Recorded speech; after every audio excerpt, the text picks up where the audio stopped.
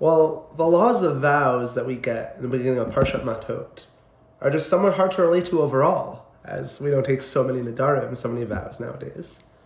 I think one of the particularly strange parts of it that's always stood out to me is the introduction of these Roshei Matot, of these tribal leaders. I guess in different parts in the Torah we've heard of various Nesiim, of various presidents and representatives for the tribes, but this is the first time we're hearing of Roshei Matot, of some form of tribal leader that's being charged with a halachic authority.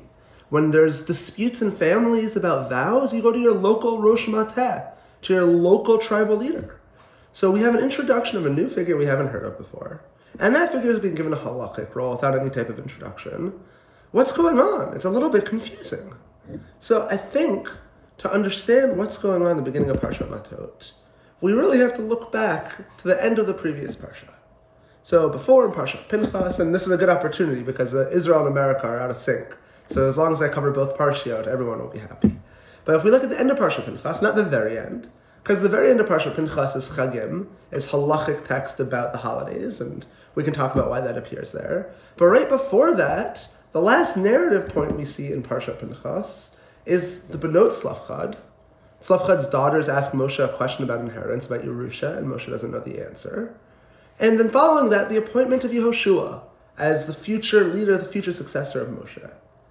So if we take out the big halachic text of the Chagim, which we can talk some other time why that's there, what we essentially have is the Benot Zelofechad. Daughters ask Moshe a familial question about inheritance, and he doesn't know the answer.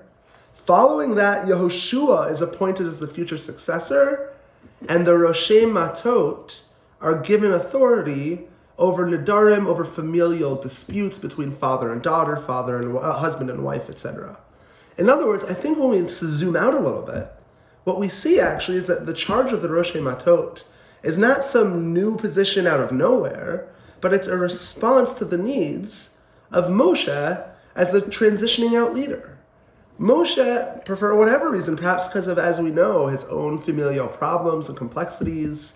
We know Miriam didn't like Moshe's family structure. We know that when Moshe first went to Mitzrayim to try and fulfill the divine charge of freeing the Bnei Israel, he didn't even give his son a bris milah. Maybe we could say there's all kinds of things about Moshe's own perspective on family. But whatever we want to say, for whatever reason, at the end of the day, Moshe wasn't great at answering family questions. When it came to the daughters of Zelofechad, when it came time to the question of who's going to inherit this father, how does the father relate to his daughters, maybe, they say some people are like girl dads or boy dads. Moshe only had sons. Moshe wasn't a girl dad, so Moshe couldn't relate. But Moshe didn't know the answer. And this is a trend that Moshe doesn't know everything. Chazal are so concerned, how can Moshe not know? Hashem hid it from him. But we see in real life, the best leaders, historically great leaders, Moshe Rabbeinu, who no one could ever compare to, can still have strengths and weaknesses, can still have blind spots, can still have things that somebody else may be better prepared for.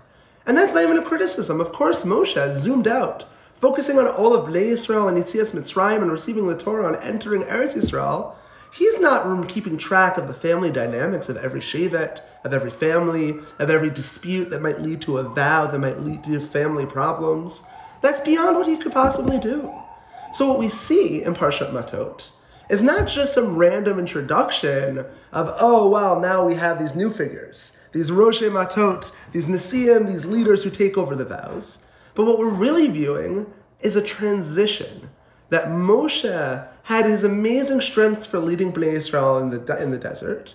But as the Bnei Israel are about to transition to Eretz Yisrael, to settle, to build families, to build homes, they need a leader who's fit for that. They need local leadership. They need leaders who understand their families and their situations, who understand what's going on, in order to really be able to answer questions of personal dynamics.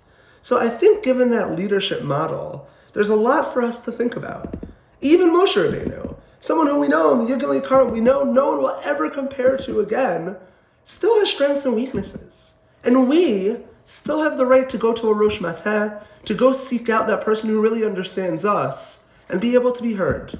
So I think it's a powerful lesson that even the greatest Talmidei Chachamim, they need to be thinking on that personal level, and we have a right to seek that personal validation, that understanding of dynamics, and to be really heard by those who we seek advice from.